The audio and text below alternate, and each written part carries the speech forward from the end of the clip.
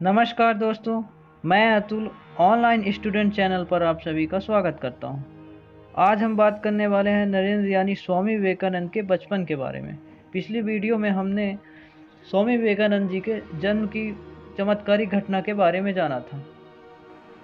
आज हम उसी के आगे बात करेंगे। नरेंद्र बाल्यकाल से ही शरारती स्वभाव के थे। इसका कारण उनके परिवार का प्यार व दुलार था। घर का काम काज निपटाकर परिवार की सभी स्त्रियां एक जगह इकट्ठा हो जाती थीं और धार्मिक विषय पर बातचीत करती रहती थीं।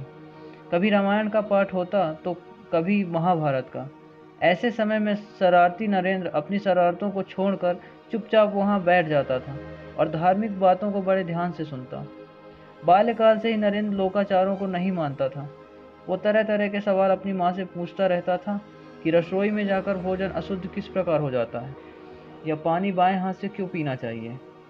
मगर उसके ऐसे पेचीदा सवालों के जवाब माँ नहीं दे पाती थी।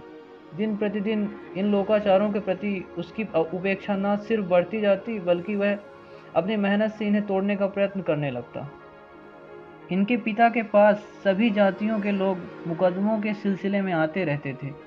इन्हीं लोगों में अनेक व्यक्ति मुसलमान भी थे। नरेंद्र काफ़ी हद तक उनसे घुल मिल गए थे। वे जब भी आते नरेंद्र के लिए कुछ न कुछ खाने की चीज़ें लेकर आते और नन्हा नरेंद्र उनकी लाई हुई चीज़ बड़े चाव से खाता, जिसे देख परिवार के अन्य सदस्य पूरी तरह बौखला जाते थे। लेकिन नरेंद्र के उदार हृदय पिता ने कभी इस बात का कोई विरोध नहीं किया था।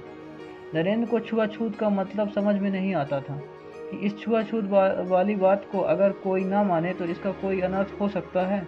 इसी बात को जानने के लिए नरेंद्र एक दिन पिता की बैठक में घुस गए। वहाँ विभिन्न जातियों के लोग आकर बैठे थे और हुक्का गुड़गुड़ा रहे थे।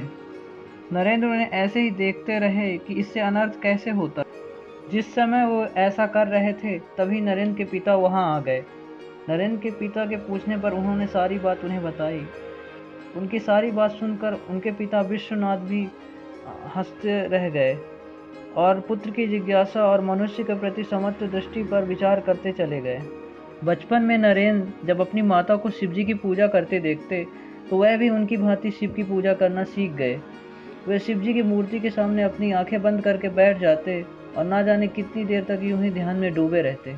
उनके ऊपर अपनी माँ का प्रभाव पड़ा था या उनके किसी पिछले जन्म का फल था, इस विषय में कुछ कहा नहीं जा सकता। अपने दोस्तों को भी वे कई बार इस कार्य में शामिल कर लेते थे। एक दिन ना जाने नरेंद्र के दिल में क्या आया, माँ से जाकर प्रश्न किया, माँ, तुम कई बार कह चुकी हो कि भगवान शंकर मुझे कैलाश पर्वत से वापस नहीं आने देंगे, लेकिन अगर मैं साधु बन गया तो फिर शंकर जी मुझे वहाँ आने देंगे? माँ ने बड़े प्यार से उत्तर दिया, हाँ बेटा, साधु बन जाने पर वह तुम्हें जरूर आने देंगे। उस समय तो भुवनेश्वरी देवी ने बच्चे को बहलाने की वजह से यह बात कह दी थी, मगर अगले ही पल उन्हें इस बात का एहसास हो गया कि उन्हें इस तरह नहीं कहना चाहिए था। वे बेटे के साधु बन जाने की कल्पना से ही डर गईं। नरेंद्र कब क्या कर बैठे उसका कोई भरोसा नहीं था। शंकराचार्य जी ने भी अपनी माँ से इसी तरह संन्यास लेने की आज्ञा मांगी थी, लेकिन उस समय इस बात को कोई नहीं जानता था कि यह छोटा सा बच्चा शंकर की परंपरा को आगे बढ़ाने वाला तथा 7 समुंदर पार उनके संदेश को पहुंचाने वाला साबित होगा। ऐसे ही दिन बीतते रहे। एक बार नरेंद्र अपने दोस्तों के साथ कमरे में ध्यान मग्न थे। तभी उनमें से एक दोस्त ने आकर भयानक नाग को वहां देखा। उसने चिल्लाकर दूसरे दोस्तों को बताया। नाग को देखते ही सभी दोस्त डर कर वहां से इधर उधर भागने लगे, मगर नरेंद्र उसी जगह ध्यान मग्न बैठे रहे। उन लोगों ने चीख चिल्लाकर नरेंद्र को नाग की बात बताई, मगर नरेंद्र ने अपनी आंखें नहीं खोली। वह यथास्थिति बैठे रहे। नाग नरेंद्र के सामने अपना फन फैलाए बैठा हुआ था। उनके दोस्तों की चीख पुकार सुनकर घर वाले भी वहां आ गए थे और वो नरेंद्र के सामने नाग को देखकर घबरा गए। किसी की समझ में नहीं आ रहा था कि वह नरेंद्र को किस प्रकार से हटाएं। थोड़ी देर बाद नाग वहां से अपने आप ही चला गया। इसके बाद जब नरेंद्र ने थोड़ी देर बाद अपनी आंखें खोली तो सब लोगों से नाग की बात सुनकर कहने लगे, मैंने तो आज आप लोगों की आवाज़ सुनी ही नहीं। मुझे तो इस बात का जरा भी आभास ही नहीं हुआ। इसको एक संयोग ही माना जा सकता है कि जो बालक इतना शरारती तथा जिद्दी है, जब वह ध्यान में बैठता है तो सभी कुछ भूलकर एकाग्र हो जाता है, जैसे निर्वात में रखे दीपक के समान अचेतन व अविचल स्थिति में पहुंच जाता है। बाल्यकाल में ही उन्होंने एक बार इस बात को बताया था कि जब वह ध्यान के लिए बैठते हैं तो उन्हें दोनों भावों के बीच एक ज्योतिष पिंड सा दिखलाई पड़ता है और यही बात रात को सोते समय भी उनके साथ होती है। किंतु नरेंद्र ने कभी इस बात पर अधिक ध्यान ही नहीं दिया। उन्हें लगता था कि सभी के साथ ऐसा ही होता होगा और यह बड़ी साधारण सी बात है। उन्हें कभी भी अपने अंदर विद्यमान अलौकिक शक्ति का आभास ही नहीं हुआ। नरेंद्र अक्सर अपनी चीज़ों को उठाकर सन्यासियों को दे दिया करते थे। इस बात पर उन्हें घर वालों से बहुत डांट खानी पड़ती थी, लेकिन बाल्यकाल में वे कभी कभी तो अपने माथे पर भभूत लगाकर और छोटी सी लंगोटी बांधकर पूरे घर में बम बम महादेव, हर हर महादेव, जय शिव कहते हुए जोर जोर से ताली बजाकर नाचने लगते। डांट फटकार खाने के बावजूद भी नरेंद्र को इस बात की तनिक भी परवाह नहीं होती थी और ना ही उन पर किसी बात का असर होता था। जैसे ही उनको मौका मिलता वह फिर से दोबारा से अपनी चीज़ें साधुओं को पकड़ा दिया करते थे। नरेंद्र की माँ जब उन्हें इस हालत में देखती तो उन्हें क्रोध आने की बजाय हंसी आ जाती और वह जोर जोर से हंसने लगती थी। बाल क्रीडाएं देखकर न जाने उनका गुस्सा कहाँ गायब हो जाता था। नरेंद्र की इन हरकतों को देखकर कभी तो उनकी माँ को गुस्सा आता, कभी बड़ा प्यार आने लगता। कभी वह हैरत भरी नज़रों से उसे देखने लगती थी, कभी उनका हृदय सैकड़ों भावों को मिलाकर एक अनोखे भाव की सृष्टि करने लगती थी।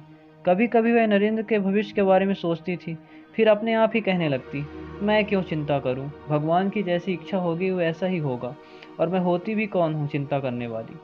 रामायण व महाभारत के अनेक प्रसंगों को उन्होंने अपने मस्तिष्क पर बिठाकर उन्हें कंठस्थ करवा दिया था। कभी कभी नरेंद्र तो अकेले में ही मग्न होकर उन्हें गाने लगते थे। नरेंद्र को रामायण के अंदर हनुमान जी का चरित्र बहुत पसंद आया था। स्वामी भक्त, ब्रह्मचारी, सेवावृत्ति, हनुमान का जीवन रूप, असंभव कार्य को संभव कर दिखाने वाला वह पात्र, उनकी एक एक बात नरेंद्र बड़े गहराई से सोचते और मन ही मन उनसे प्रेरणा लेते रहते। माँ ने उन्हें बताया था कि हनुमान जी तो अजर अमर हैं, वे कभी नहीं मरेंगे, वे जीवित हैं। माता की बात सुनकर नरेंद्र हनुमान जी से मिलने की सोचने लगे, लेकिन वह नहीं जानते थे कि वह मिलेंगे कहाँ। हनुमान जी से मिलने की नरेंद्र की इच्छा इतनी अपनी पराकाष्ठा पर पहुंच गई। एक बार की घटना है, घर में कथा के दौरान पंडित जी हनुमान जी के चरित्र का वर्णन कर रहे थे। वे सब लोगों को बता रहे थे कि फलों का भोजन बहुत पसंद होने के कारण हनुमान जी तो बगीचों में ही ज़्यादा रहते थे। पंडित जी की बात सुनते ही नरेंद्र खुश हो गए और उठकर उनके पास पहुंच गए और बोले, पंडित जी, क्या केलाबाड़ी में भी हनुमान जी मिलेंगे? वहाँ वह केले खाने आते होंगे?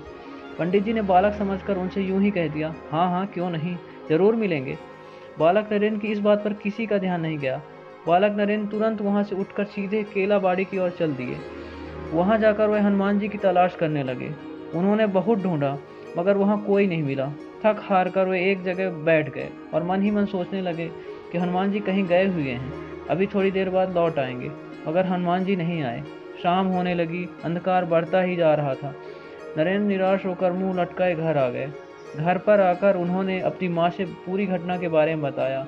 माँ ने बच्चे की बात गौर से सुनी और फिर इस डर से कि कहीं इसका विश्वास न टूट जाए, बोली, बेटे, निराश होने की आवश्यकता नहीं, वे राम के सेवक हैं ना, हो सकता है राम जी ने उन्हें किसी काम के लिए भेज दिया हो। इस बार तुम फिर जाओगे तो वे तुम्हें जरूर मिल जाएंगे। नरेंद्र के बेचैन हृदय को माँ की बात सुनकर थोड़ी सी शांति मिली।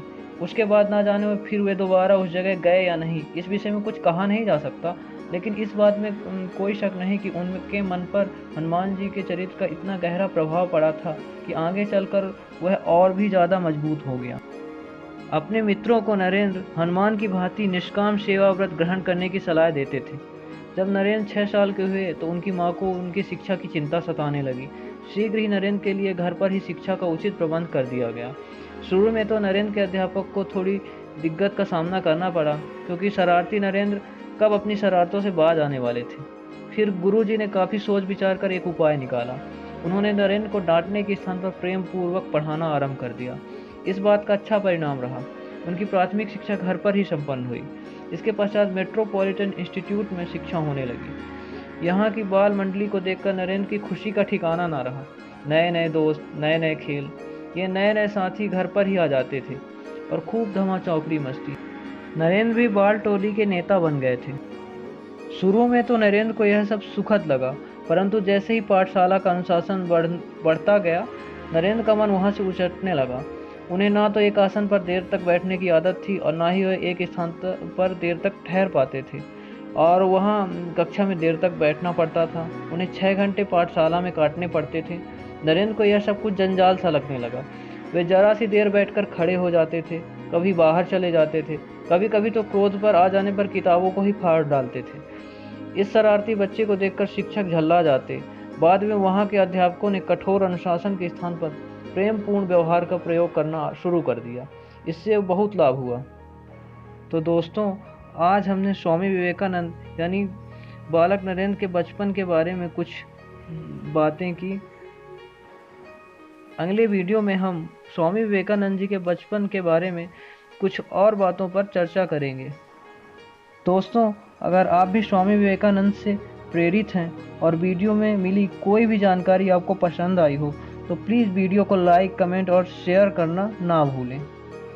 और साथ ही इस ऑनलाइन स्टूडेंट चैनल को भी सब्सक्राइब करें ताकि स्वामी जी की कोई भी वीडियो आप तक जल्दी पहुंचे। धन्यवाद।